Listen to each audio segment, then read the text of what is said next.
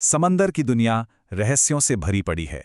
न जाने कितने जहाज़ों के गायब होने के किस्से हमने सुने हैं, लेकिन कुछ कहानियां ऐसी होती हैं जो वक्त के साथ धुंधली नहीं पड़ती, बल्कि और भी गहरी हो जाती हैं। आज हम एक ऐसे ही अनसुलझे रहस्य की परतों को खोलेंगे, कहानी एमवी जॉयता की। जरा सोचिए, एक जहाज जो 5 हफ्तों से लापता है, अचानक मिल जाता है। पर यह कोई खुशी की खबर नहीं थी, बल्कि ये तो एक और भी गहरे और डरावने रहस्य की शुरुआत थी। जहाज तो मिल गया था, पर उस पर मौजूद एक भी इंसान नहीं मिला। और यही वो सवाल है जो आज लगभग 70 साल बाद भी समुद्री इतिहास की सबसे बड़ी पहेलियों में से एक बना हुआ है। 16 क्रू मेंबर और 9 यात्री, कुल 25 लोग आखिर कहां और कैसे गायब हो गए?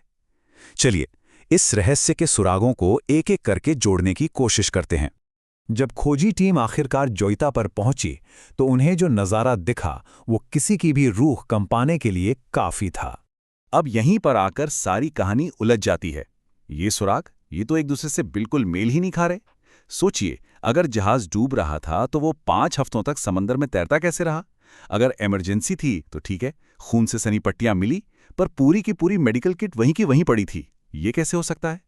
और सबसे बड़ा सवाल, सबसे अजीब बात, जान बचाने की भागदौड़ में कौन 4 टन का भारी भरकम माल लेकर जाएगा? ये बातें तो किसी के गले नहीं उतरती। इस पहेली को सुलझाने के लिए हमें वक्त में थोड़ा पीछे चलना होगा, जोइता के उस आखिरी सफर पर जहां से वो कभी लौटा ही नहीं। ये तो सिर्फ 48 घंटे का एक रूटीन सफर होना था। जोइता पर मेडिकल सप्लाई और जरूरी सामान लदा हुआ था। टोकेलाओ के लोग इसका बेसब्री से इंतजार कर रहे थे, लेकिन वो जहाज अपनी मंजिल पर कभी पहुंचा ही नहीं। 2.5 लाख वर्ग किलोमीटर। क्या अंदाजा लगा सकते हैं कि ये कितना बड़ा एरिया है? ये भारत के किसी बड़े राज्य के बराबर का इलाका है। हफ्तों तक दिन रात इस पूरे इलाके को छाना गया, और नतीजा कुछ नहीं। जरा सा भी सुराग नहीं मिला। ऐसा लगा मानो जहाज समंदर में नहीं बल्कि हवा में ही कहीं गायब हो गया हो। जोइता की कहानी को और भी पेचीदा बना देते हैं खुद जहाज और उसके कप्तान के राज, जो इस जहाज के आखिरी सफर से सीधे सीधे जुड़े हुए थे। एक जमाना था जब जोइता एक लग्जरी यॉट हुआ करती थी। इसे एक मशहूर फिल्म डायरेक्टर के लिए खास तौर पे बनाया गया था, लेकिन 1955 आते आते इसकी हालत बेहद खराब हो चुकी थी।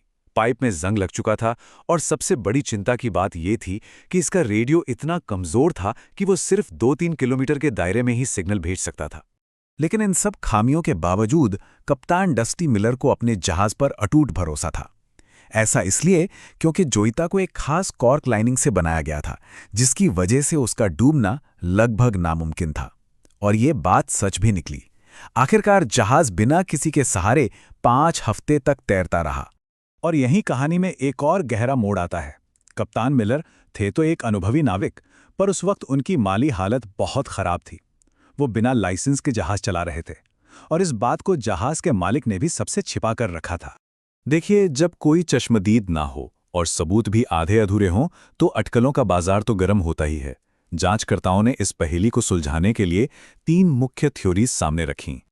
हर थ्योरी कुछ सवालों के जवाब तो देती है, लेकिन अपने पीछे कई नए और उससे भी ज्यादा मुश्किल सवाल छोड़ जाती है। ये टेबल एकदम साफ दिखाती है कि कोई भी एक थ्योरी इस पहेली के सारे टुकड़े नहीं जोड़ पाती।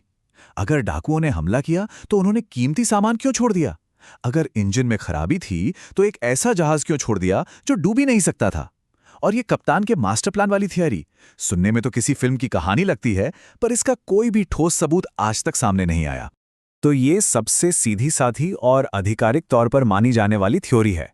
इसके हिसाब से इंजन रूम में धीरे धीरे पानी भरने लगा। दहशत में आकर क्रू ने शायद उस कमजोर रेडियो से मदद का सिग्नल भेजा होगा, और ये मान लिया कि मदद रास्ते में है।